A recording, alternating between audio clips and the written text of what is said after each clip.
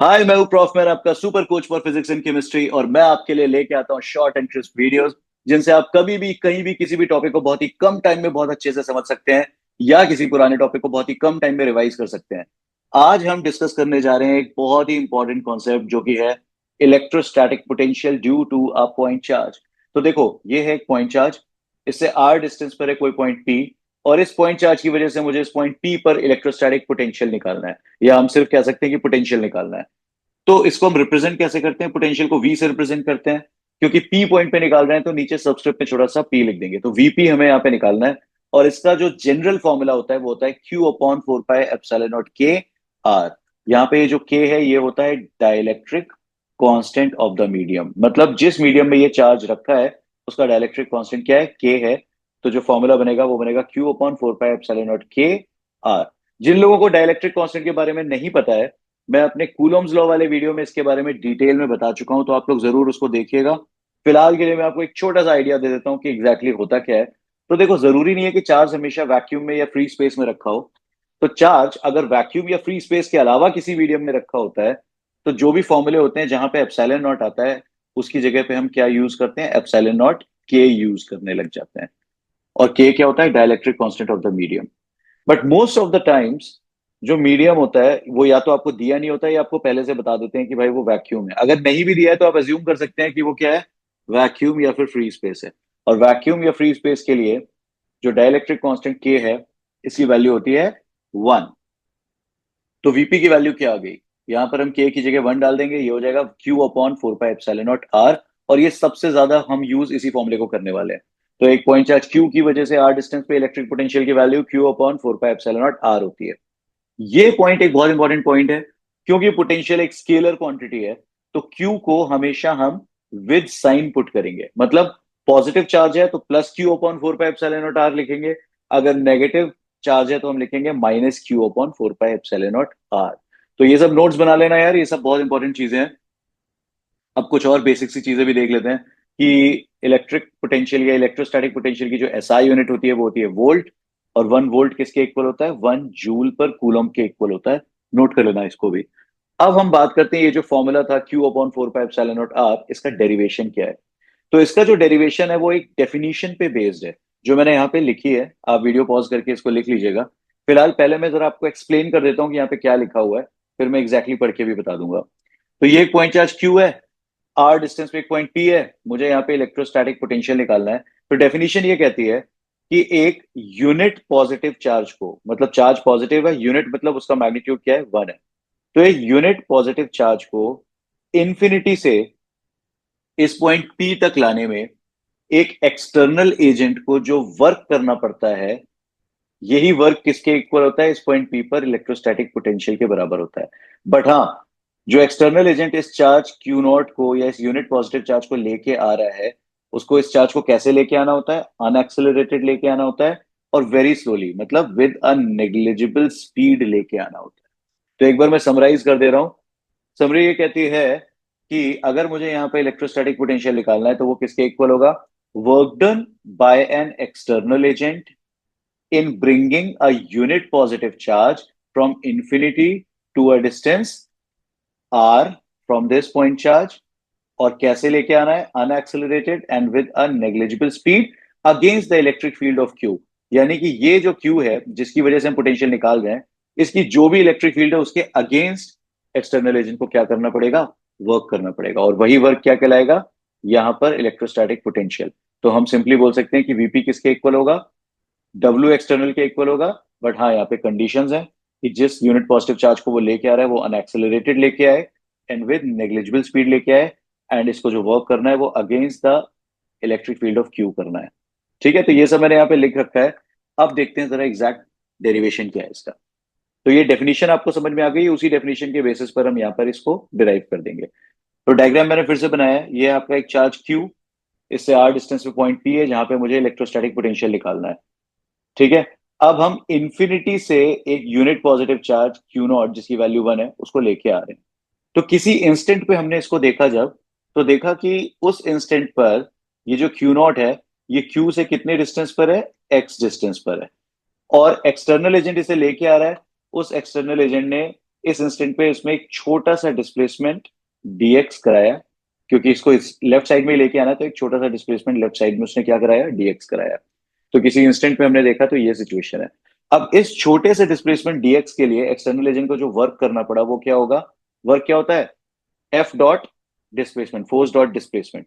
तो external agent का force dot जो छोटा सा डिस्प्लेसमेंट उसने डीएक्स करा रखा है। अब डॉट प्रोडक्ट का फॉर्मूला क्या होता है, ए डॉट बी होता है ए बी कॉस थीटा, जहां पे थीटा होता है ए और बी के बीच का एंगल। तो ध्यान से देखो, अगर मैं इस चार्ज क्यू नॉट को जरा अलग से यहाँ पे निकाल लेता हूँ, बनाता हूँ, तो इस चार्ज क्यू नॉट पे क्या क्या फोर्स लग रहे होंगे। इस पर एक फोर्स तो ये क्यू जो है, ये इलेक्ट्रोस्टैटिक फोर्स, क्योंकि दोनों पॉजिटिव हैं, तो कूलॉम्स लॉ से ये इस पे एक इलेक्ट्रोस्टैटिक फोर्स लगाएगा, किधर, इसको रिपेल करने के लिए, यानी इसे पुश करेगा अपने से दूर। तो इस पे जो एक इलेक्ट्रोस्टैटिक फोर्स क्यू की वजह से लिख रहा है, उसको मैंने लिखा एफ क्यू से रिप्रेजेंट किया, वो टुवर्ड्स राइट लगेगा। अब क्योंकि इसको अनएक्सेलरेटेड लेके जाना है, तो इस फोर्स को बैलेंस करने के लिए, कैंसिल करने के लिए एक्सटर्नल एजेंट को फोर्स किधर लगाना पड़ेगा, लेफ्ट साइड पे लगाना पड़ेगा। तो ये मैंने यहाँ पे बना दिया है। तो यानी कि एक्सटर्नल एजेंट फोर्स किधर लगा रहा है, लेफ्ट साइड में, और डिस्प्लेसमेंट भी किधर हो रहा है, लेफ्ट साइड में। इसका मतलब एफ एक्सटर्नल एंड डीएक्स दोनों सेम डायरेक्शन में है। तो ए बी कॉस थीटा में जो थीटा है वो क्या हो जाना चाहिए, जीरो हो जाना चाहिए। बहुत ध्यान से समझना, क्यों, क्योंकि कई बुक्स में भी ये चीज ढंग से मेंशन नहीं की गई है, कहीं पे गलत भी मेंशन किया है। कुछ लोगों ने क्या कर रखा है कि यहाँ पे कॉस जीरो की जगह कॉस 180 डाल देते हैं वो, बट 180 यहाँ पे नहीं होता है। तो बहुत ध्यान से इसको देखिएगा, मैंने आपको क्लियरली दिखा दिया है कि एक्सटर्नल एजेंट का जो फोर्स है वो भी लेफ्ट साइड में है, और डिस्प्लेसमेंट भी क्या है, वो लेफ्ट साइड में, दोनों के बीच का एंगल जीरो है। तो मुझे यहाँ पे क्या लिखना चाहिए था, F external dx cos zero. But ये क्या, मैंने यहाँ पर डीएक्स के साथ एक नेगेटिव साइन लगाया है। क्यों लगाया है ये नेगेटिव साइन, इसको जरा ध्यान से समझना। अगर मैं डीएक्स की बात करूं तो डीएक्स क्या है, डिस्प्लेसमेंट, और डिस्प्लेसमेंट क्या होता है, final position minus initial position. अब इसको ध्यान से देखो, इसकी जो ये जो एरो हेड है, ये इसकी फाइनल पोजीशन है और ये इसकी इनिशियल पोजीशन है। तो इसकी फाइनल पोजीशन अगर मैं मेजर करूंगा यहां से, तो वो देखो छोटी है, उसका डिस्टेंस कम है। और जो इनिशियल पोजीशन है उसका डिस्टेंस क्या है, ज्यादा है। एरो की टेल का डिस्टेंस क्यू से ज्यादा है और एरो के हेड का डिस्टेंस क्यू से कम है। तो फाइनल पोजीशन ये वाली है जो छोटी है, और जो इनिशियल पोजीशन है वो बड़ी है। तो अगर मैं final position minus initial position करूंगा तो एक नेगेटिव क्वांटिटी मिलेगी। तो डीएक्स जो है वो एक कैसी क्वांटिटी है, नेगेटिव क्वांटिटी है। बट एक्सटर्नल एजेंट को इसको लेफ्ट साइड में ले जाने के लिए इस एफ क्यू के अगेंस्ट पॉजिटिव वर्क करना पड़ रहा है। मतलब डीएक्स तो एक नेगेटिव क्वांटिटी है, बट वर्क तो क्या है, पॉजिटिव है। तो अगर यहाँ पे मैं नेगेटिव साइन नहीं लगाता तो ये चीज तो पॉजिटिव होती, लेकिन डीएक्स नेगेटिव हो जाता, और कॉस जीरो होता है 1। तो ओवरऑल जो वर्क आता वो क्या आता, नेगेटिव आता। बट मैंने आपको बताया कि देखो, इस एक्सटर्नल एजेंट को इस एफ क्यू के अगेंस्ट क्या करना पड़ रहा है, पॉजिटिव वर्क करना पड़ रहा है, इसको अनएक्सेलरेटेड रख के लाने के लिए। तो वर्क पॉजिटिव होना चाहिए। और क्योंकि मैंने आपको बताया कि डीएक्स एक नेगेटिव क्वांटिटी है, तो इस वर्क को पॉजिटिव बनाने के लिए मुझे यहाँ पे डीएक्स के साथ एक नेगेटिव साइन लगाना पड़ा। वही चीज मैंने यहाँ पे मेंशन भी कर दी है। Negative sign is placed because dx is a negative quantity, but जो डी डब्ल्यू एक्सटर्नल है ये क्या है, पॉजिटिव है। तो इसको पॉजिटिव बनाने के लिए मुझे यहाँ पे एक नेगेटिव साइन लगाना पड़ा। बहुत ध्यान से समझना, ये बहुत छोटी सी बात है, लेकिन बहुत सारी जगह ये लिखी हुई नहीं मिलेगी आपको, तो इसको जरा ध्यान से देखिएगा, अच्छे से समझिएगा। अब आगे बढ़ते हैं। अब देखो क्यू नॉट, मैंने आपको बताया क्यू नॉट को वो कैसे लेके आएगा, वो लेके आएगा अनएक्सेलरेटेड। अनएक्सेलरेटेड मतलब अगर इसका एक्सेलरेशन जीरो है, तो F equal to m a से, अगर ए जीरो है तो एफ भी जीरो होना चाहिए, मतलब इस पे लगने वाला नेट फोर्स जीरो होना चाहिए। अब अगर नेट फोर्स जीरो है, इसका मतलब ये और ये एक दूसरे को कैंसिल कर रहे हैं। तो हम लिख सकते हैं कि एफ एक्सटर्नल का जो मैग्नीट्यूड है वो एफ क्यू के मैग्नीट्यूड के इक्वल है। तो F external is equal to F q, और एफ क्यू है क्या, एफ क्यू है ये क्यू इस क्यू नॉट पे जो फोर्स लगा रहा है, वो हम कूलॉम्स लॉ से निकाल सकते हैं। चार्जेस का प्रोडक्ट यानी Q into Q naught upon 4 pi epsilon not, और इनके बीच के डिस्टेंस का स्क्वायर। तो Q q naught upon 4 pi epsilon naught x square, मैं एफ क्यू की वैल्यू लिख सकता हूँ। बट क्योंकि एफ क्यू एफ एक्सटर्नल के इक्वल है, तो हम लिख सकते हैं कि एफ एक्सटर्नल की वैल्यू भी क्या है, Q q naught upon 4 pi epsilon naught x square. अब आपको समझ में आया कि हमने ये कंडीशन क्यों रखी थी, क्यू नॉट को अनएक्सेलरेटेड मूव कराना है। क्योंकि अगर अनएक्सेलरेटेड मूव नहीं हो रहा होता तो हम इस एफ एक्सटर्नल की वैल्यू निकाल ही नहीं सकते थे ना, क्योंकि उस केस में ये और ये आपस में एक दूसरे को कैंसिल नहीं करते, तो हम ये कभी लिख ही नहीं सकते थे कि एफ एक्सटर्नल किसके इक्वल होगा, एफ क्यू के इक्वल होगा। तो आपको ये क्लियर है, F external is equal to q q naught upon 4 pi epsilon naught x square. अब इसको हम कहाँ पुट करेंगे? इक्वेशन वन में पुट करेंगे।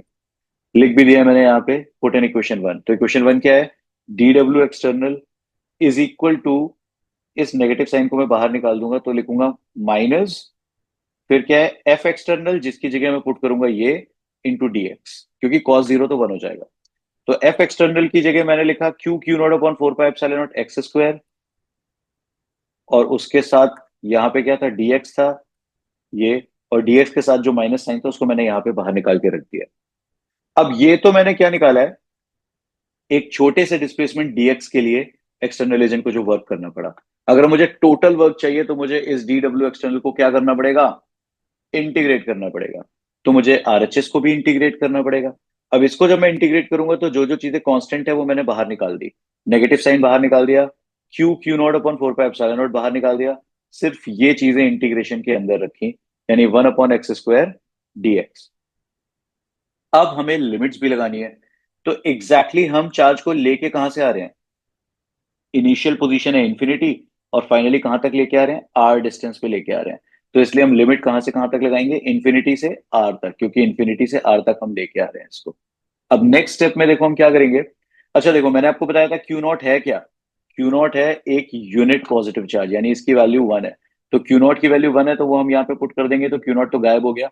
अब क्या बचा? Minus q upon 4 pi epsilon not, और वन अपॉन एक्स स्क्वायर का जब हम इंटीग्रेशन करते हैं तो हमें मिलता है माइनस वन बाय एक्स, और इस पे हमको लिमिट लगानी है इन्फिनिटी से आर।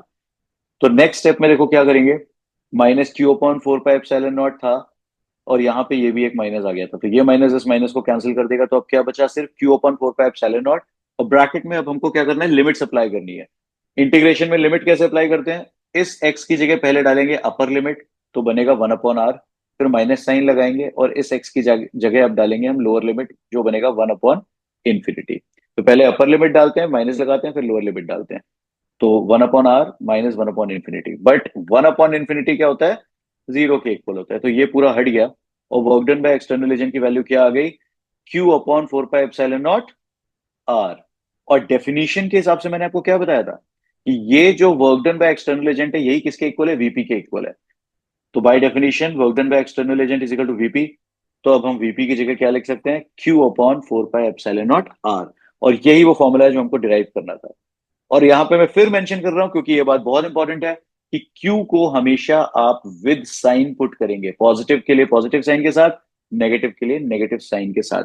तो आई होप आपको ये कॉन्सेप्ट बहुत अच्छे से समझ में आ गया है। अगर आपको ये वीडियो अच्छा लगा है तो इसको लाइक करिएगा, चैनल को सब्सक्राइब करिएगा, और इसको अपने सारे दोस्तों में शेयर कर दीजिएगा। और इंपॉर्टेंट चीज क्या है कि वीडियो को पॉज करके अपने नोट्स जरूर बनाइएगा। एक एक चीज को पहले समझिएगा और कोशिश करिएगा बिना देखे लिखने की। जब आपको जरूरत लगेगी तो फिर आप इस वीडियो को दोबारा भी देख सकते हैं। तो ठीक है, अब जरा बात करते हैं आज के क्विज की। ये एक इंपॉर्टेंट, काफी इंपॉर्टेंट चीज है, इसको आप लोग जरूर आंसर किया करिए।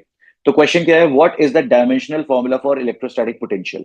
आज मैंने आपको इसके बारे में इतना कुछ बताया है कि आप आसानी से इसका डायमेंशनल फॉर्मूला निकाल सकते हैं। आपके पास चार ऑप्शन है, A B C and D. आपको इनमें से सही ऑप्शन सेलेक्ट करना है और अपना आंसर देना है। पहले इसके बारे में पता करिए, निकालिए जो भी मैंने आपको यहाँ पे इन्फॉर्मेशन दी है उसके बेसिस पे, और कमेंट सेक्शन में अपना आंसर करिए। जिनका आंसर सही होगा उनके कमेंट्स को मैं लाइक कर दूंगा। तो आज के लिए हम इसको इतना ही रखते हैं। प्रॉफिट मिलेगा आपको नेक्स्ट लेक्चर में एक और इंपॉर्टेंट कॉन्सेप्ट के साथ। तब तक आप पढ़ते रहिए, stay safe, and profit says bye.